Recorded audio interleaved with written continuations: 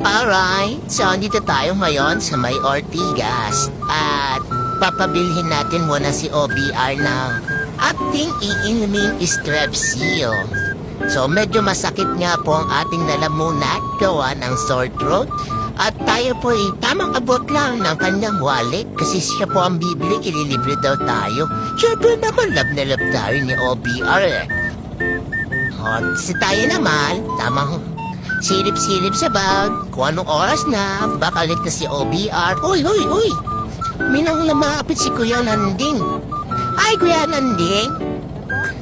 Papanang walang pala. Kala ko naman papaalisin mo na ako dito kung saan ako nakapark. Grabe ka, Kuya Landing. Ginulat mo ako. Tinatanong mo lang pala kung saan ko nabili tong bag ko. Mura lang to. Kaya mo yan. Ikaw po ba, Kuya Landing? Hinimas pa nga.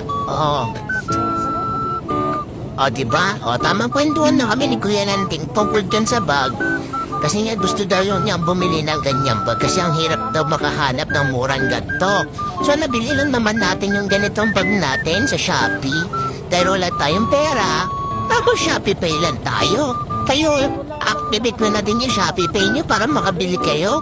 Tapos hulugan nyo ng 12 months, so tignan niya ako, baon na sa utang. Ayan na nga po, binigyan na natin si Kuya Landing ng sticker para i-message tayo. Para ibigay natin sa kanya yung link para mabudil din natin si Kuya Landing. Sige Kuya Landing, add mo ko tapos send ko sa'yo later ha. Sige. Sige Kuya Landing, dito na din kami. Salamat.